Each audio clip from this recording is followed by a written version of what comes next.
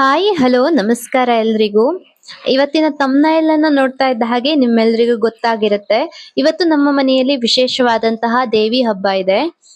ಪ್ರತಿ ವರ್ಷವೂ ಕೂಡ ಮಿಥುನ ತಿಂಗಳಲ್ಲಿ ಅಂದ್ರೆ ದಕ್ಷಿಣಾಯನ ಪ್ರಾರಂಭವಾಗುವಂತಹ ಸಂಕ್ರಾಂತಿಯಿಂದ ಮುಂದಿನ ಸಂಕ್ರಾಂತಿಯ ಒಂದು ತಿಂಗಳ ಒಳಗಾಗಿ ಅದನ್ನ ಮಿಥುನ ತಿಂಗಳು ಅಂತ ಕರೀತಾರೆ. ಈ ಸಮಯದಲ್ಲಿ ದೇವಿ ಹಬ್ಬವನ್ನ ನಾವು ಬಹಳ ವರ್ಷಗಳಿಂದ ಮಾಡ್ಕೊಂಡು ಬಂದಿದ್ದೀವಿ. ಇವತ್ತು ಕೂಡ ಈ ಒಂದು ವಿಶೇಷವಾದಂತಹ ದೇವಿ ಹಬ್ಬ ಇದೆ. ಮಲೆನಾಡಲ್ಲಿ ಅದರಲ್ಲೂ ಹವ್ಯಕರ ಮನೆಗಳಲ್ಲಿ ಈ ರೀತಿಯಾದಂತಹ ಹಬ್ಬಗಳು ಈ ಸಮಯದಲ್ಲಿ ಆಗೇ ಆಗತ್ತೆ. ಹಣ್ಣುಗಳೆಲ್ಲ ಖಾಲಿಯಾಗುವಂತಹ ಈ ಸಂದರ್ಭಕ್ಕೆ ಆದ್ರೂ ಈ ರೀತಿಯಾದಂತಹ ಪೂಜೆಯನ್ನ ಮಾಡೇ ಮಾಡ್ತಾರೆ ಎಲ್ಲ ಕಡೆಯಲ್ಲೂ. ಅದೇ ರೀತಿಯಾಗಿ ಇವತ್ತು ನಮ್ಮ ಮನೆಯಲ್ಲಿರುವಂತಹ ಈ ಒಂದು ದೇವಿ ಪೂಜೆಯನ್ನ ಯಾವ ರೀತಿಯಾಗಿ ಮಾಡ್ತೀವಿ, ಏನ್ ಇದರ ವಿಶೇಷತೆ, ಹಾಗೆ ಈ ದೇವಸ್ಥಾನದ ವಿಶೇಷತೆ ಏನು ಎಲ್ಲವನ್ನ ಇವತ್ತಿನ ವಿಡಿಯೋದಲ್ಲಿ ನೀವು ನೋಡ್ತಾ ಹೋಗ್ಬಹುದು. Welcome back to my channel. ನಾನು ಶ್ವೇತಾ ಭಟ್. ನನ್ನ ಶ್ರೀಬಾಲ ಯೂಟ್ಯೂಬ್ ಚಾನೆಲ್ ನ ನೀವಿನ್ನು ಸಬ್ಸ್ಕ್ರೈಬ್ ಮಾಡ್ಕೊಂಡಿಲ್ಲ ಅಂತ ಆದ್ರೆ ದಯವಿಟ್ಟು ಸಬ್ಸ್ಕ್ರೈಬ್ ಮಾಡ್ಕೊಳ್ಳಿ. ಇಲ್ಲಿ ಅಮ್ಮ ನೈವೇದ್ಯಕ್ಕೆ ರೆಡಿ ಮಾಡ್ಕೊಳ್ತಾ ಇದ್ದಾರೆ. ನಾನೀಗ ದೇವಿ ಮನೆ ಹತ್ರ ಹೋಗ್ತಾ ಇದ್ದೀನಿ. ನಮ್ಮ ಮನೆಯ ಮುಂದ್ಗಡೆನೆ ಈ ಒಂದು ದೇವಿಯ ಪುಟ್ಟ ಗುಡಿ ಇರುವಂತಹದ್ದು. ಅಪ್ಪ ಈಗಾಗಲೇ ಪೂಜೆಯನ್ನ ಶುರು ಮಾಡಿದ್ದಾರೆ. ಅವರ ಪೂಜೆ ಮುಗಿಯುವಷ್ಟೊತ್ತಿಗೆ ಈ ದೇವಸ್ಥಾನದ ವಿಶೇಷತೆಗಳನ್ನ ನಿಮ್ಗೆ ತಿಳಿಸ್ಕೊಡ್ತೀನಿ. ಈ ಒಂದು ಮೂರ್ತಿ ಇದೆಯಲ್ಲ, ಇದು ಮಹಿಷಾಸುರನನ್ನ ಮದಿಸಿದಂತಹ ದುರ್ಗಾದೇವಿಯ ಮೂರ್ತಿ. ವನದೇವಿ ಅಂತ ನಾವು ಇದರ ಪೂಜೆಯನ್ನ ಮಾಡ್ತೀವಿ. ತುಂಬಾನೇ ಪ್ರಾಚೀನವಾಗಿರುವಂತಹ ಮೂರ್ತಿ ಇದು. ದೇವಸ್ಥಾನ ಮುಂಚೆ ಇರಲಿಲ್ಲ. ಇತ್ತೀಚೆಗೆ ಒಂದು 35-40 ವರ್ಷಗಳ ಹಿಂದೆ ಈ ಒಂದು ಗುಡಿಯನ್ನ ಕಟ್ಟಿರುವಂತಹದ್ದು. ಅದಕ್ಕಿಂತ ಮುಂಚೆಯಿಂದಲೂ ಈ ಒಂದು ವಿಗ್ರಹ ಪೂಜೆಗೆ ಒಳಪಡ್ತಾ ಇತ್ತು.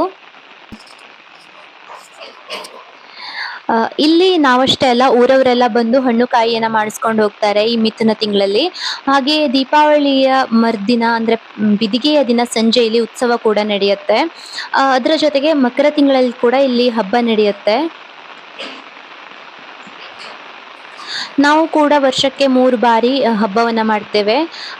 ನಾವು ಗದ್ದೆಯನ್ನ ಬೆಳೆಯೋದ್ರಿಂದ ಹೊಸ ಅಕ್ಕಿಯನ್ನ ಮಾಡಿಸ್ಕೊಂಡು ಬಂದಾಗ ಇಲ್ಲಿ ಒಂದು ಪೂಜೆಯನ್ನ ಮಾಡಿಕೊಂಡು ಆ ಒಂದು ಅಕ್ಕಿಯಿಂದ ಅನ್ನವನ್ನ ಮಾಡಿ ಅದರ ನೈವೇದ್ಯವನ್ನ ಮಾಡ್ಕೊಂಡು ಹೋಗಿದ್ರೆ ಈ ಒಂದು ಮಿಥುನ ತಿಂಗಳಲ್ಲಿ ಒಂದು ಪೂಜೆಯನ್ನ ಮಾಡ್ತೀವಿ. ಈ ಬಾರಿ ಈಗ ಮಿಥುನ ತಿಂಗಳಲ್ಲಿ ಪೂಜೆಯನ್ನ ಮಾಡ್ತಾ ಇರುವಂತಹದ್ದು. ಮಳೆ ಅಂತೂ ತುಂಬಾನೇ ಬರ್ತಾ ಇದೆ. ವಿಡಿಯೋ ಕೂಡ ಸರಿಯಾಗಿ ಮಾಡೋದಕ್ಕಾಗ್ತಾ ಇರಲಿಲ್ಲ ನನಗೆ. ಹಾಗೆ ಈ ದೇವಸ್ಥಾನದ ಇನ್ನೊಂದು ವಿಶೇಷ ಹೇಳಬೇಕು ಅಂತಂದ್ರೆ, ಇಲ್ಲಿ ಮಳೆಗಾಲದ ಸಂದರ್ಭದಲ್ಲಿ ನಮ್ಮ ಮನೆಯ ಮುಂದ್ಗಡೆನೆ ಈ ದೇವಸ್ಥಾನ ಇರೋದ್ರಿಂದ ಮಳೆಗಾಲದ ಸಂದರ್ಭದಲ್ಲಿ ಇಲ್ಲಿ ಮಣ್ಣೆಲ್ಲ ಬೀಳತ್ತೆ. ಆ ಮಣ್ಣಿನ ಅಡಿಯಲ್ಲಿ ಒಂದು ವಿಶೇಷವಾದಂತಹ ಪಾತ್ರೆಗಳು ಸಿಗತ್ತೆ, ಮಣ್ಣಿನ ಪಾತ್ರೆಗಳು. ಅವು ತುಂಬಾನೇ ಹಳೆಯದು. ಈಗ ಒಂದು 250-300 ವರ್ಷಗಳ ಹಳೆಯ ಪಾತ್ರೆಗಳಾಗಿರಬಹುದು. ಅವು ಮಣ್ಣಿನಿಂದ ಮಾಡಿದಂತಹ ಹೂದಾನಿಗಳು ಮತ್ತೆ ದೀಪಗಳೆಲ್ಲ ಸಿಗತ್ತೆ. ತುಂಬಾನೇ ಚೆನ್ನಾಗಿರುತ್ತೆ ಅದೆಲ್ಲ ನೋಡೋದಕ್ಕೆ. ಅದ್ ಯಾವ ಕಾಲಘಟ್ಟದ ಆಚರಣೆ ಆಗಿತ್ತು ಅನ್ನುವಂಥದ್ದು ಗೊತ್ತಿಲ್ಲ. ಆವತ್ತಿನ ಸಂದರ್ಭದಲ್ಲಿ ಈ ದೇವಿಗೆ ಇಲ್ಲಿ ಹರಕೆಯನ್ನ ತೀರ್ಸೋದಕ್ಕೆ ಮತ್ತೆ ಪೂಜೆಗೆ ಬರುವಂತಹವರೆಲ್ಲ ಆ ಪಾತ್ರೆಗಳಲ್ಲಿ ದವಸ ಧಾನ್ಯಗಳನ್ನೆಲ್ಲ ತುಂಬಿಸಿ ದೇವರಿಗೆ ನೈವೇದ್ಯವನ್ನ ಕೊಡುವಂತಹ ಒಂದು ಪದ್ಧತಿ ಇತ್ತಂತೆ. ನಮ್ಮ ಅಜ್ಜ ಮತ್ತೆ ಅವರೆಲ್ಲ ಹೇಳ್ತಾ ಇದ್ರು ಹೀಗಿದೆ ಅಂತ. ಇದನ್ನ ಮೊಗೆ ಅಂತ ಕರೀತಾರೆ. ಮಣ್ಣಿನಲ್ಲಿ ಸಿಗತ್ತೆ ಇದು. ಆದ್ರೆ ಈ ಮಣ್ಣೆಲ್ಲ ನಾವು ತೆಗಿಯೋ ಹಾಗಿಲ್ಲ. ಅದು ಬಿದ್ದಾಗ, ಮಳೆಗಾಲದ ಸಂದರ್ಭದಲ್ಲಿ ಬಿದ್ದಾಗ ಸಿಗತ್ತೆ. ಇದು ಹೋದ ವರ್ಷ ಸಿಕ್ಕಿದ್ದು. ನಾನು ಅದನ್ನ ವಿಡಿಯೋ ಮಾಡಿ ಇಟ್ಕೊಂಡಿದ್ದೆ, ಅದನ್ನ ಶೇರ್ ಮಾಡ್ತಾ ಇದ್ದೀನಿ. ಪುಟ್ಟದಾಗಿರುವಂತಹ ಬಾಯಿ, ಕಣ್ಣು, ಮೂಗು ಎಲ್ಲ ಕೂಡ ಇದೆ ಈ ಒಂದು ಪಾತ್ರೆಯ ಮೇಲ್ಗಡೆ. ಹಂಚನ್ನೆಲ್ಲ ತಯಾರು ಮಾಡ್ತಾರಲ್ಲ, ಅದೇ ರೀತಿಯಾಗಿ ಮಣ್ಣಿನಿಂದ ಮಾಡಿರುವಂತಹದ್ದಿರ್ಬೇಕು. ಇದು ತುಂಬಾ ಗಟ್ಟಿಯಾಗಿದೆ. ಅದ್ರ ಜೊತೆಗೆ ಒಂದು ಪುಟ್ಟ ದೀಪ ಕೂಡ ಇದೆ. ತುಂಬಾನೇ ಬ್ಯೂಟಿಫುಲ್ ಆಗಿದೆ ಅಲ್ವಾ. ಈ ರೀತಿಯಾದಂತಹ ವಸ್ತುಗಳೆಲ್ಲ ಸಿಕ್ಕಿದಾಗ ನಮ್ಗನ್ಸುವಂತಹದ್ದು ಈ ದೇವಿ ಬಹಳ ಪ್ರಾಚೀನ ಕಾಲದಿಂದಲೂ ಪೂಜೆಯನ್ನ ಪಡೆದುಕೊಳ್ಳುವಂತವಳಾಗಿದ್ಲು ಅಂತ. ಯಾಕಂದ್ರೆ ಈ ಮಣ್ಣಿನ ಪಾತ್ರೆಗಳೆಲ್ಲ ಈಗ ಒಂದು 150-200 ವರ್ಷಗಳ ಹಳೆಯ ಆಚರಣೆಯಲ್ಲಿ ಇರುವಂತಹದ್ದು. ಸದ್ಯಕ್ಕಂತೂ ನಾವು ಮಣ್ಣಿನ ಪಾತ್ರೆಯನ್ನ ಯೂಸ್ ಮಾಡೋದೇ ಇಲ್ಲ. ಇಲ್ಲಿ ನೈವೇದ್ಯಕ್ಕೆ ಅನ್ನ ಮತ್ತೆ ಹಾಲು ಪಾಯಸ, ಅದ್ರ ಜೊತೆಗೆ ಬಾಳೆಹಣ್ಣಿನ ಸುಟ್ಟೆ ಹೂ ಮಾಡ್ತಾರೆ. ಬಾಳೆಹಣ್ಣಿಂದ ಇರ್ಬೋದು ಅಥವಾ ಹಲಸಿನ ಹಣ್ಣಿಂದು ಯಾವುದಾದ್ರೂ ಒಂದು ಹಣ್ಣಿನ ಸುಟ್ಟೆ ಹೂವನ್ನ ಮಾಡಿ ಕೊಡುವಂತಹ ಪದ್ಧತಿ ಇದೆ. ಅದು ಕೂಡ ಶುದ್ಧವಾದಂತಹ ತುಪ್ಪದಲ್ಲಿಯೇ ಕರಿದು ಮಾಡಿರ್ಬೇಕು. ತುಂಬಾ ಮಡಿಯಲ್ಲಿ ಮಾಡ್ಬೇಕಾಗತ್ತೆ. ಯಾಕಂದ್ರೆ ದೇವಿಯ ದೇವಸ್ಥಾನ ಆಗಿರೋದ್ರಿಂದ ಮಡಿ ಮೈಲಿಗೆಗಳು ತುಂಬಾನೇ ಬೇಕಾಗತ್ತೆ ಇಲ್ಲಿ. ಇಲ್ಲಾಂದ್ರೆ ನಮ್ಗೆ ತುಂಬಾ ಸಮಸ್ಯೆ ಆಗತ್ತೆ. ಹಾಗಾಗಿ ತುಂಬಾ ಮಡಿ ಮೈಲಿಗೆಗಳನ್ನ ನಾವು ಬೇರೆ ದಿನಗಳಲ್ಲೂ ಕೂಡ ತುಂಬಾ ಮಡಿ ಮೈಲಿಗೆಯನ್ನ ಪಾಲಿಸ್ಕೊಂಡ್ ಬರ್ತೀವಿ.